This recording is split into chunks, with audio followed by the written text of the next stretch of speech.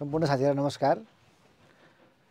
म जनक सुवेदी एमिसन ग्रुपले सञ्चालन गरेको बैंकिङ तयारी कक्षामा यहाँहरुलाई फेसबुकको माध्यमबाट लाइभ जोडिनु भएका तथा स्टुडियोमा जोडिनु भएको साथीहरुलाई स्वागत गर्दै हैन यो बैंकिङ तयारी कक्षा एमिसन गुरुले तपाईहरुलाई लक्षित गरेर तपाईहरुको सपनालाई साकार गर्नको लागि तपाईहरुले बैंकिङ क्षेत्रमा आफ्नो करियर डेभलप गर्न खोज्नु भएको छ, आफ्नो भविष्य देख्नु भएको छ, त्यो भविष्यलाई साकार गर्नको लागि सामान्य अर्थमा र सिधा अर्थमा भन्यो भने तपाईको बैंकमा जागिर खाने सपनालाई साकार गर्नको लागि चाहिँ एमिसन गुरुले यो बैंकिङ तयारी कक्षा सञ्चालनमा ल्याएको छ।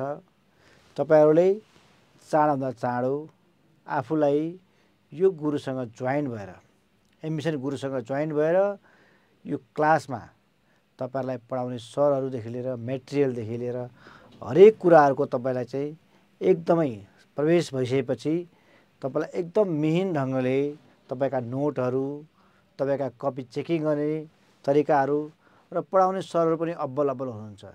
यो सबै कुरा तपाईहरुलाई के हुन्छ भने एमिसन गुरुले यहाँ तपाई प्रवेश गरिसकेपछि एडमिसन गरिसकेपछि तपाईहरुलाई त्यो प्रोभाइड गर्छ। तपाईलाई बेस्ट क्वालिटीको नोट दिन्छ, बेस्ट क्वालिटीको सर हुन्छन्, जुन सर भनेको आफैमा पनि धेरै एक्सपिरियन्स हुन्छन्, धेरै पटक लोकसेवा जाँच दिएर पास भएर धेरै पटक पढाएर अनुभवले खारिएर धेरै प्रकारका क्वेशनहरुलाई उले एनालाइसिस गरेर बसेका सरहरु हुन्छन्। मैले स्वयं पनि लोकसेवाको एक्जाममा धेरै पटक एक्जाम दिइसके, धेरै पटक त्यो क्वेशनको प्याटर्नलाई मैले बुझिसके। मैले तपाईको यो चौथो पाँचौं भन्दा पनि छैठौं सातौंलाई पनि मैले पढाइसके, उनीहरुलाई क्वेशनको प्याटर्न पनि बुझाइसके र एक्जाममा आउँदाखेरि कसरी लेख्न सकिन्छ त नि, के लेख्ने भन्ने कुरा पनि जानकारी गराइसकेको छु। हो त्यसको लागि तपाईहरुले फेसबुकको लाइभ माध्यमबाट जोडिनु भएका साथीहरुले कृपया आफ्नो कमेन्ट बक्समा गएर मी लेख्नु होला। मी लेखेपछि हामी नयाँ क्लासको लागि जोइन हुनुहुने साथीहरु भनेर बुझ्दछौं र तपाईहरुलाई हाम्रो टिमले कन्ट्याक्ट गर्छ। त्यसपछि तपाईहरु के हुनुहुन्छ भने हाम्रो यो फ्यामिली मेम्बरमा आबद्ध हुनुहुन्छ र तपाईहरुलाई यो चिसो मौसममा न्यानो वेलकम गर्दै न्यानो स्वागतम गर्दै तपाईहरुको सपना साकार गर्नको लागि एमिसन गुरु तथा यसका सरहरु म लगायतका सरहरु सबै दत्तचित्त भइकन लागेका छौं भने तपाईहरु पनि एक कदम अगाडि आउनु पर्यो र एडमिसन गरेर आफ्नो सपनालाई आफ्नो भविष्यमा बैंकिङ सेक्टरमा म मेरो करियर देख्छु, करियर बनाउँछु, करियरलाई म अगाडि बढाउँछु भन्ने कुरामा तपाईहरु कटिबद्ध हुनु पर्यो। अब ढिलो गर्ने बेला छैन। हेर्नुस्, अब हेरै इन्स्टिट्युटमा चाहेर बुझेर हिँड्ने बेला पनि छैन। तपाईहरुले यहाँ पढाउने सरहरु एकदमै काबिल सरहरु हुनुहुन्छ। हेर्नुस्, म आफै पनि नेपाल बैंक लिमिटेडमा काम गर्छु, 9 तहमा काम गर्छु। मैले कति तहलाई पढाइसकेको छु। हो मसँग आफैमा पनि एउटा एक्सपिरियन्स छ, नलेज छ। हो त्यो कुरा तपाईहरुलाई मैले शेयर गर्छु।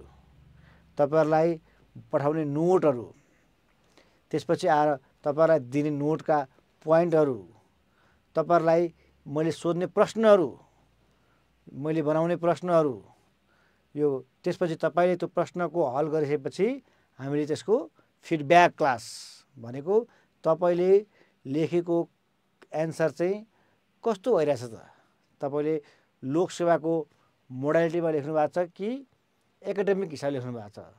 तपाईहरु यहाँ टियुको जाँच दिन आउनु भएको होइन, टियुको जाँच दिएर पास गरेर मार्क्स त होइन।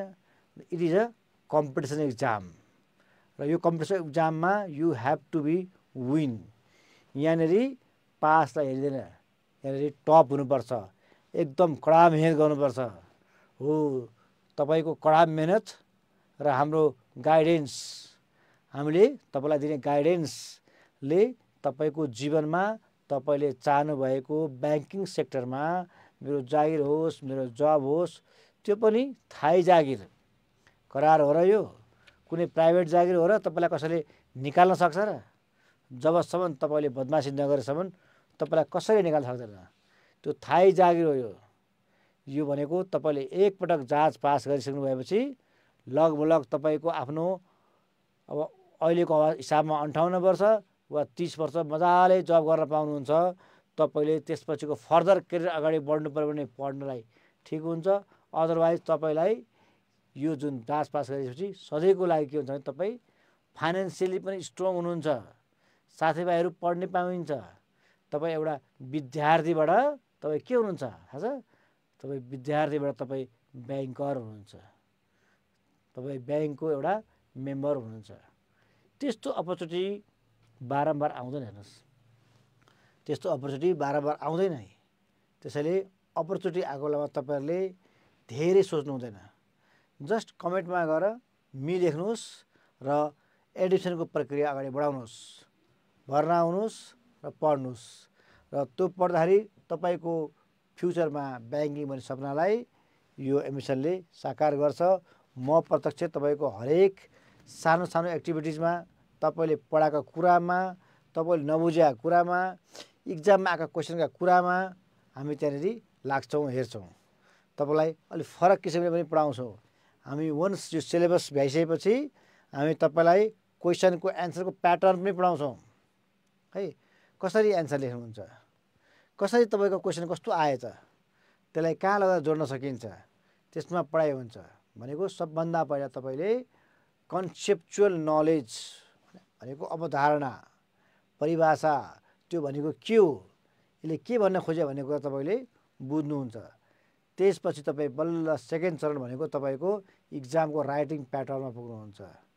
त्यसैले यहाँ आइसकेर पढिसकेपछि तपाईँले एउटा ढुक्क हुनुहोस्। तपाईँले पढ्ने शैली भनेको उच्च स्तरको सरहरूबाट उच्च स्तरको मेटेरियलहरू, उच्च स्तरको नलेजहरू तपाईँलाई दिन्छ। त्यसपछिको तपाईँको कपी चेकिङ लगभग तपाईँलाई एकदम टाइट कपी चेकिङ गरेर तपाईँको राइटिङ जबसम्म तपाईँ लोकसेवामा नाम निकाल्न सक्ने खालको राइटिङ हुँदैन तबसम्म तपाईँलाई चाहिँ यहाँको मैले चेक गरेँ भने लोकसेवाको प्याटर्न अनुसार भएन भने म तपाईँलाई पासै गर्दिनँ भनेको बारम्बार चेक गरेर रहन्छु तपाईँलाई क्वेसन लिएर। त्यसको अर्थ भनेको तपाईँमा निखार पनि आउँछ। अनि तपाईँको राइटिङ राम्रो हुने बित्तिकै के हुन्छ, तपाईँको राइटिङ राम्रो हुन्छ है। त्यसैले यो लाइभ क्लासको बारेमा पनि केही भन्नुपर्ने हुन्छ साथीहरू होइन। त्यसलाई 2-4 मिनटले तपाईँहरू आत्तिर हुँदैन। यो पढाइ भनेको नि आजको आज सकिन्छ, अहिलेको अहिले सकिन्छ भन्ने होइन नि। त्यसलाई कन्टिन्युसली जाइन्छ। तपाईँलाई जसरी पनि कोर्स सकाइन्छ, बिहान बसेर हुन्छ कि बेलुका बसेर हुन्छ है। अब हामी टपिक्समा जाउँ। फेसबुकमा साथीहरू जोडिनु भएको छ भने लाइभ हेर्नु होला र स्टुडियोमा बसेका साथीहरू पनि लाइभ हेर्नु होला।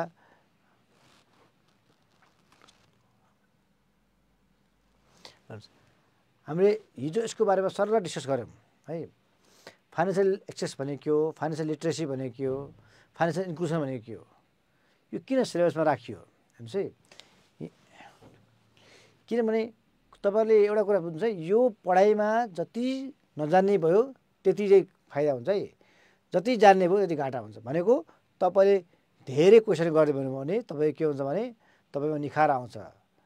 तपाईँ मलाई थाहा छ यस्तो भन्नुभयो भने के हुन्छ भने तपाईँलाई के तपाईँको पढाइ के हुन्छ भने तपाईँले नयाँ कुरा भर्न पाउनुहुन्न होइन।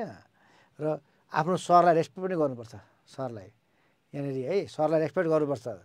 सरलाई सरको कुरा मान्नु नै पर्छ। किनभने हामी यत्तिकै यहाँ आएको होइन त, हामीले कति कुरा एक्सपिरियन्स देखेर भोगेर जहाँ दिएर पास भएर आएको हो नि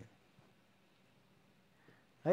त्यसैले तपाईँले धैर्यता राख्नुपर्छ, धैर्यता अनुसारको काम गर्नुपर्छ भन्छु म। ठिक छ। अब हामीले हिजो यो विषय पढाएको थियौँ, फाइनेन्सियल एक्सेस, फाइनेन्सियल लिट्रेसी र फाइनेन्सियल इन्क्लुजन भन्ने। यो भने के हो, हाम्रो फर्स्ट पेपरको कम्बाइन्डमा हो। यो कम्बाइन्ड सिलेबस हो। प्रथम पत्रको क्वेसन आउँछ। हेर्नुहोस्, हामी जतिसुकै नलेजफुल भए पनि प्रथम पत्र तपाईँले जसरी पनि जाँच दिनुपर्छ। प्रथम पत्र भनेको सबैको लागि समान हुन्छ नि। राष्ट्र ब्याङ्कदेखि लिएर सबैको लागि समान हुन्छ। राष्ट्र ब्याङ्क, वाणिज्य ब्याङ्क, कृषि विकास आदि सबैको लागि चाहिँ समान हुन्छ।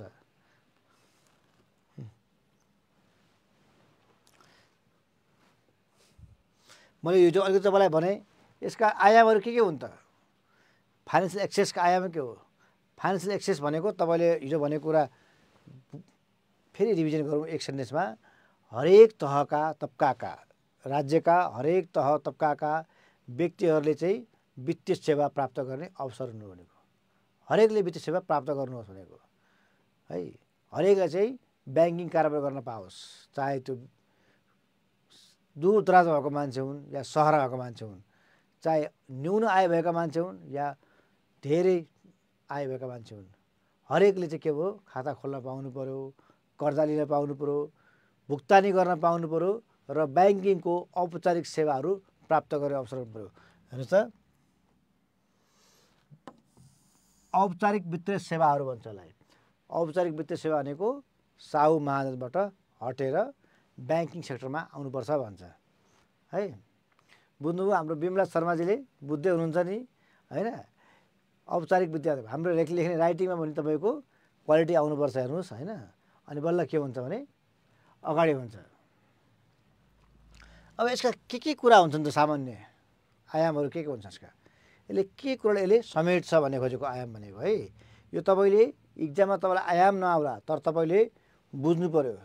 फाइनेन्सियल एक्सेस भनेको पहुँच, वित्तीय पहुँच चाहिँ कुन कुराले चाहिँ इफेक्ट गर्दो रहेछ हेर्नु त। भौगोलिक पहुँच, जियोग्राफिकल एक्सेस, मान्छेहरू कहाँ पहाडमा, हिमालमा, तराईमा हुन्छन्। ब्याङ्किङ वित्तीय पहुँच भनेको सरकारको उद्देश्य भनेकै हरेक तहका मान्छेले चाहिँ ब्याङ्किङ सेवा पाओस्। एटिएमको माध्यमबाट हुन्छ कि ब्रान्चलेस ब्याङ्किङ हेर्नु त, एटिएमबाट पाइन्छ कि ब्रान्चलेस ब्याङ्किङबाट पाइन्छ कि एजेन्ट ब्याङ्किङबाट पाइन्छ कि होइन। यो सबै जुनसुकै माध्यमबाट पनि के हुन्छ भने उसले त्यो पाउनुपर्छ भन्छ। जुनसुकै माध्यमबाट उसले ब्याङ्किङ सेवा पाउनुपर्छ भन्छ। त्यसैले फेरि मैले रिपिट गरेँ, फेसबुक लाइभमा बसेको साथीहरूले यो क्लास जोइन गर्न चाहनुहुन्छ भने कमेन्टमा मी लेख्नु होला है। अनि त्यसपछि हामी तपाईँलाई बढीभन्दा बढी समेट्छौँ। अब हामी धेरै समय यो फेसबुक लाइभको कुरा गर्दैनौँ। अब म्याक्सिमम् गयो भने 2-3 दिन गर्छौँ, त्यसपछि हामी फुल फ्लेजमा कोर्समा लाग्छौँ, एकदम नन स्टप लाग्छौँ। र हाम्रो पढाइको पिरियड पनि अहिले हामी 1 घन्टा पढ्छौँ भने अब हामी फुल क्लासमा गएपछि हाम्रो 1.5 घन्टा 2 घन्टा हुन्छ क्लासको पिरियड। र त्यतिखेर हामीले हरेक एङ्गलबाट कोर्सलाई हेर्छौँ, बुझ्छौँ, अनि त्यहाँबाट क्वेसन एन्सर राइटिङ गर्न थाल्छौँ। योपल्ट कुनै पनि हालतमा हामीले नाम निकाल्ने हिसाबले पढ्छौँ। कुनै पनि हालतमा हामी त्यो कुरा तपाईँलाई पनि प्रेसर दिन्छौँ। तपाईँले पनि भयङ्कर मेहनत गर्नुहोस्। हामी पनि तपाईँलाई तपाईँको हरेक लोकसेवाको टाइप्सबाट कसरी तपाईँले राम्रो गर्न सक्छौँ भन्ने कुरामा हामी मेहनत गर्छौँ है। एउटा के भयो, जियोग्राफिकल पहुँच। तपाईँले कन्सेप्चुअल चाहिँ क्लियर गर्नुहोस् है। कन्सेप्चुअल एकदम जहिले क्लियर गरौँला। हाम्रो कोर्स कहिले सकिन्छ अनुवाद छ हेर्नुहोस्। कोर्स भनेको तपाईँलाई इक्जामभन्दा 15-20 दिन पछि अगाडि सक्छौँ, 1 महिना अगाडि सक्छौँ। तैपनि त्यो हामी कोसिस गर्छौँ। तर त्यसपछि तपाईँलाई हामी छोड्दैनौँ नि। फेरि तपाईँलाई हामी क्वेसन राइटिङ गराउँछौँ। तपाईँलाई मैले यति भनौँ होइन, म एज अ टिचर मैले तपाईँलाई, म एकदम सेन्सिटिभ मान्छे आफ्नो जाँचमा होइन। अब आफ्नो बारेमा भने जस्तो हुन्छ, फेरि बोल्न मन लाग्दैन। तैपनि एक्सपिरियन्सको आधारमा भन्दाखेरि मैले तपाईँको कपीको मार्जिन पनि भनिदिन्छु। म कति मार्जिन राख्ने, तल कति गर्ने, माथि कति गर्ने, बुलेट गर्ने कि नगर्ने। किनभने म भनेको टेक्निकल्ली पढ्ने मान्छे हो। धेरै म्याथ अलिक कम म्याथ गर्ने, तर इक्जाम भनेको एकदम टेक्निकल्ली दिनुपर्छ भन्ने सोचमा आएको मान्छे। ताकि तपाईँले एकदमै कहिलेकाहीँ नआएको कुरा मानौँ इक्जाममा आउँदै आएन भने पनि तपाईँले टेक्निकली एकदम धैर्य साथ दिनुभयो भने के छ, अरूको पनि नराम्रो भइरहेछ कि तपाईँ बेटर हुन सक्नुहुन्छ। इक्जाम भनेको लक पनि हो नि, इक्जाम भनेको म्याथ पनि हो, लक पनि हो। लक बाई द सेन्स यो आधार हो, तपाईँले जुन सोचेको ठ्याक ठ्याक आइदियो र अरूले आइदिएन भने त्यही पनि नाम निस्क्यो। लकलाई सधैँ मान्नुपर्छ होइन। मेहनत त चाहियो। त्यसले गर्दा इक्जाम भनेको ट्रिक पनि हो। म त यसलाई इक्जामलाई, लोकसेवा इक्जामलाई नलेजफुल ट्रिक भन्छु है। एकदम ज्ञानवर्धक चतुराई भन्छु। त जसले त्यो कुरा जान्यो उसले यो मजाले पास गर्न सक्छ होइन। मैले तपाईँलाई उदाहरण दिएँ होइन। आफ्नो बारेमा धेरै भन्नु होला, तर सोच्नु होला मेरो बारेमा होइन। म कस्तो मान्छे, पढ्ने नपढ्ने, भर्खर पढाउन आएको हो कि सर कतिको नलेजफुल हुनुहुन्छ भन्ने कुरा मेरो बारेमा त धेरै थाहा छ मान्छेहरूलाई होइन। मैले 9 तहको जाँचमा जाँच्दाखेरि मेरो इक्जाम मैले सोचे जस्तो कहिले भएन, र इन्टरभ्यू पनि राम्रो भएन मेरो, दुइटै त्यसपछिको मैले चाहिँ मेरो नाम निस्किँदैन भनेर सोचेको थिएँ मैले। म फेल हुन्छु भनेर मान्छे, हेर्नुहोस् है, म इक्जाममा फेल हुन्छु भनेको मान्छे मैले त्यो रिजल्ट आएको दिन मलाई थाहा हुँदाहुँदै मैले मोबाइल अफ गरेर हेरेँ। राति 9 बजे मैले राति मोबाइल अन गरेँ, किनकि म फेल भएको सबैले मलाई फेलको कुरा भन्छ भन्दाखेरि मेरो 1 नम्बर नाम निस्क्यो। त्यतिखेर 9 तमा मेरो 1 नम्बर नाम निस्क्यो, जबकि आइएम नट एक्सपेक्टिङ त्यो मेरो एकदमै राम्रो भन्ने मलाई लागेको थिएन। मैले त्यहाँबाट के बुझेँ भने नि, मैले अहिलेसम्म जाँचमा कहिले पनि फेल त भइनँ, तर 9 त 8 तमा 1 नम्बर निस्किँदाखेरि के बुझ्यो भने सबभन्दा इम्पोर्टेन्ट चिज भनेको तपाईँको राइटिङ हो, नलेज राइटिङ है। त्यो भयो भने तपाईँ अभियसली 100% तपाईँको नाम निस्किन्छ, फरकै पर्दैन। ल यति म ग्यारेन्टी भनिदिन्छु ल, किनभने म एउटा टिचरले स्टुडेन्टलाई एउटा ग्यारेन्टी गरिदिन्छु, तपाईँको पेपर मैले पछि चेक गर्छु, हेर्छु पनि, तपाईँको राइटिङमा त्यो खालको झलक आयो भने तपाईँ जुनसुकै हातमा नै पास गर्नुहुन्छ। ल यति चाहिँ 100% ग्यारेन्टी छ, किनभने मैले त इक्जाम बिग्रिँदा त मेरो नाम निस्क्यो 9 त 8 तमा भने, जबकि तपाईँलाई के भन्नु होइन, मैले मसँगै जात दिने मान्छे भनेको अब कस्ता कस्ता अब इन्स्टिट्युटमा टप इन्स्टिट्युटमा पढाउने सर थिए होइन, तिनीहरू पनि खतरा खतरा सर थिए, पढाउने सर थिए इन्स्टिट्युटमा, तर पनि तिनीहरूको 4 नम्बरमा 5 नम्बर नाम निस्क्यो, जबकि मेरो 1 नम्बर नाम निस्क्यो। त्यो भनेको टेक्निक पनि कुरा है। त्यो कुरा सबै तपाईँलाई मैले यसपालिको अबको इक्जाममा एकदम सिरियस भएर पढाउँछु। अब कोर्सतिर पनि जाउँ होइन। अहिले मैले भने 4-5 दिन हामी लाइभ क्लासमा गएको भएर लाइभको साथीहरूलाई पनि ल्याउँछौँ होइन, र त्यस कारणले गर्दा हामी तपाईँलाई यो कुरा भन्नुपर्ने हुन्छ। र जब स्टुडियोमा हामी फुल फ्लेजमा जब पढाइमा लाग्छौँ, त्यसपछिको दायाँ बायाँ कुरा हुँदैन। हामी एकदमै आफ्नो पुरै घोडाको नाल जस्तो सिधा हिसाबले आफ्नो कोर्स पढाइ अन्त हेर्दैनौँ, ताकि तपाईँले चाहिँ दायाँ बायाँ नभड्किकन तपाईँले सोचेको लक्ष्यमा तपाईँ सफलता प्राप्त गर्नुहुन्छ भन्ने हो। अन्त अब एक्सेस भनेको के हो त, फिजिकल्ली एटिएम पनि पुग्यो रे, ब्रान्च पनि पुग्यो, त्यो मात्रै एक्सेस होइन नि त, डिजिटली पनि पुग्नु पऱ्यो नि त। अन्त डिजिटली पनि त्यो भेगमा त्यहाँको जनताले चाहिँ आफ्नो ब्याङ्किङ कारोबार गर्न पाउनु पऱ्यो, क्युआर पे गर्न सक्नु पऱ्यो होइन, मर्चेन्ट ब्याङ्क गर्न सक्नु पऱ्यो, डिजिटल वालेट प्रयोग गर्न सक्नु पऱ्यो होइन। त्यो पनि के हो, फाइनेन्स एक्सेसको एउटा आयाम हो, त्यो भित्रको एउटा कम्पोनेन्ट भन्नुहोस्, अङ्ग्रेजी भन्यो भने कम्पोनेन्ट, अङ्ग्रेजी बुझ्नु साथीहरूले कम्पोनेन्ट भन्नुहोस्। यो नोट तपाईँले अहिले नेपालीमा लेख्नु भएको छ, मैले तपाईँहरूलाई बुझाउनलाई नेपालीमा लेखेँ, इङ्ग्लिसमा पनि तपाईँलाई नोट मैले यसलाई इङ्ग्लिसमा बनाएर तपाईँलाई पठाइदिन्छु म है। अहिले नेपालीमा लेखेको भएर नआत्तिनुहोस्, किनभने कोही कोही साथीहरू अङ्ग्रेजीमा लेख्न चाहनुहुन्छ भने नो प्रब्लम्स होइन। मैले अङ्ग्रेजी पनि इक्जाम दिएको हो, नेपाली पनि दिएको हो होइन, त्यसको फरक पनि हुन्छ होइन। कति कुराहरू इङ्ग्लिसमै लेख्नुपर्ने हुन्छ, कति कुरा नेपालीमै लेख्नुपर्ने हुन्छ। तपाईँको कन्भिनियन्सको हिसाबले म तपाईँलाई दुइटै तरिकाबाट के गर्छु भने पोइन्ट भन्छु है। अब हेर्नुहोस्, सेवाको लागत भनेको मैले वित्तीय सेवा प्राप्त गरेँ, कसैले वित्तीय सेवा प्राप्त गर्यो भने त्यसको शुल्क के हो त, ब्याज दर के हो, त्यो कुरा पनि भनेको के हो, फाइनेन्सियल एक्सेस भनेको, वित्तीय पहुँच भनेको मेरो ब्याज दर कति हुन्छ। मैले साहु महाजनसँग पैसा लिएँ भने मैले साहुसँग लिने पैसा र ब्याङ्कसँग लिने पैसामा के फरक हुन्छ। ब्याङ्कसँग मैले लिएँ भने कति सेवा शुल्क तिर्नुपर्छ, त्यो पनि के हो, नलेज भनेको। हेर्नुहोस् है, तपाईँलाई मैले भन्छु लास्टमा, फाइनेन्सियल एक्सेसभित्र दुइटै कुरा समाइन्छ।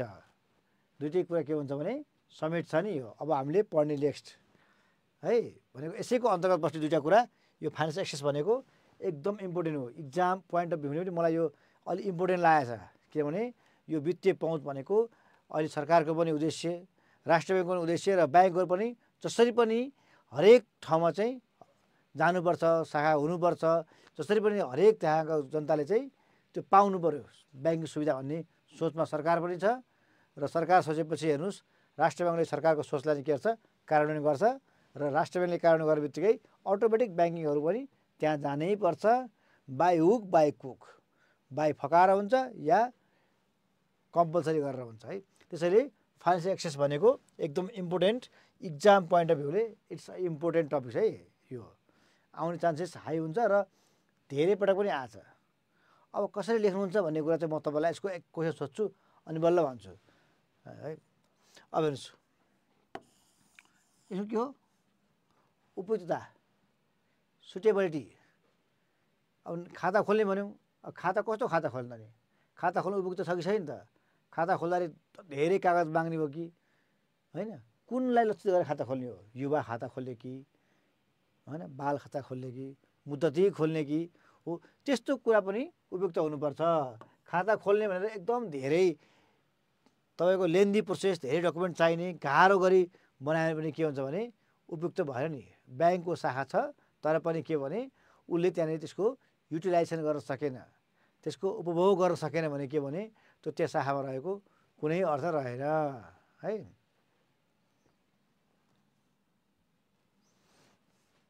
अब यो पछि नेपालमा वित्तीय पहुँचको वर्तमान अवस्था के हो हेर्नुहोस् है। तपाईँलाई अहिले मैले आज पढाउँछु यो वित्तीय पहुँच होइन, वित्तीय शिक्षा होइन, यो कुरा भनेको हरेक क्वार्टरमा चेन्ज भइरहेको हुन्छ। अहिले मैले अहिलेको कुरा भन्छु भने तपाईँहरूले फेरि सर यो त पढाइसकेका कोर्स हो फेरि रिपिट फर्केर आउँदैन भन्ने होइन नि। मैले आज यो पढाएको कुरामा कुनै डाटा आयो केही आयो भने तपाईँहरूलाई मैले मेल गरेर पठाउन लाउँछु, भिडियोमा हालिदिन्छु। ल मैले लेखेको मध्ये यतिवटा ब्याङ्कको शाखा भएछ, यतिवटा चाहिँ शाखा विस्तार भएछ, यतिवटा कुनै ब्याङ्क मर्ज भयो भने मर्ज भएछ, डेभलपमेन्टको केही भयो भने डेभलपमेन्ट ब्याङ्कहरू पनि यस्तो भएछ भनेर तपाईँलाई डाटा पनि दिन्छु म। यो भनेको आज मैले पढाएँ च्याप्टर क्लोज भन्ने हुन्न नि। यदि बुझ्नुहोस्, मैले पढाउँदाखेरि आज पढाएँ ल आज यो मैले तपाईँलाई पढाएँ मेरो कोर्स सकिदिएको भन्ने हुँदैन। कुनै पनि नयाँ डेभलपमेन्ट आयो भने त्योसँग रिलेटेड तपाईँको कोर्समा छ भने होइन, त्यो कोर्समा छ भने त्यो कुरा तपाईँलाई मैले भन्छु, यदि ढुक्क हुनुहोस्। र तपाईँलाई जहिले पनि लेटेस्ट डाटासँग तपाईँलाई मैले इन्कर्पोरेट गराउँछु। आज हामीले पढ्यौँ 1 महिना, आज त मङ्सिर भयो, पुस माघ फागुनमा तपाईँ हुनुहुन्छ र तपाईँ त्यतिखेर डाटा चेन्ज भयो, एटिएम सङ्ख्या पनि बढ्यो, शाखा सङ्ख्या पनि बढ्यो, ब्याङ्क त बढ्ला घट्ला आई डोन्ट नो, तर त्यो शाखा चाहिँ सङ्ख्या पनि एटिएम सङ्ख्या बढ्छ नि। तपाईँले मैले आज कुरा लेखेँ भने तपाईँ रङ हुनुहुन्छ, तपाईँको त राइटिङ राम्रो हुन्न नि। अनि तपाईँलाई त त्यो चेक गर्ने मान्छेले त पुरानो डाटा लेखेछ भन्छ। त्यसै कारणले गर्दाखेरि मैले तपाईँलाई आज कोर्स सकाएँ भने पनि डाटा चेन्ज भएछ है, पोलिसीमा यो कुरा आएछ, मानौँ तपाईँको कुनै पनि एक्टमा चेन्ज आयो, सर्कुलरमा चेन्ज आयो, युनिफाइड डेट लिस्ट भनेको तपाईँको अहिले मैले पढाउँछु ठ्याक्कै 2081 साल 9 महिनामा निकालेछ पौरशाला भनेपछि पुस महिनामा उसले युनिफाइड निकाल्छ, पुसको लास्टतिर माघमा। अनि मैले तपाईँलाई अहिले पढाएर फेरि त्यहाँनिर चेन्ज भयो भने त्यो छोडिदिनु त नो। मैले त्यही भएर भने हामी कहाँ यहाँनिर हामीले तपाईँलाई कुनै पनि हातमा अपडेसन चाहिँ दिइरहेको हुन्छौँ। पढाइँदाखेरि एकपटक पढायो, कोर्स सक्यो, नोट पनि दियो, अब आफै पढ्नुहोस् अब भनेर होइन नि। लेटेस्ट डाटा पनि तपाईँलाई प्रोभाइड गर्छु है। नेपालमा हेर्नुहोस् यसको भौगोलिक विस्तार कहाँसम्म कहाँ पुगेको छ होइन, भौगोलिक विस्तार कहाँदेखि कहाँसम्म पुगेको छ। त्यही भएर डाटा तपाईँको कम डाटा देखे पनि नाच्नुहोस्, पछि तपाईँलाई डाटा आउँछ है। होइन 753 ठाउँमा शाखा चाहिँ पुगिसक्यो। यो डाटा चेन्ज हुँदैन अब, किनभने यो त जतिवटा छन् स्थानीय तह त्यो स्थानीय तहमा चाहिँ लगभग पुगिसक्यो भन्ने हुन्छ। खाताको सङ्ख्या हेर्नुहोस्, खाता सङ्ख्या 5 करोड कति छ 79 लाख हेर्नु त। अहिले मैले तपाईँलाई यो पछिल्लो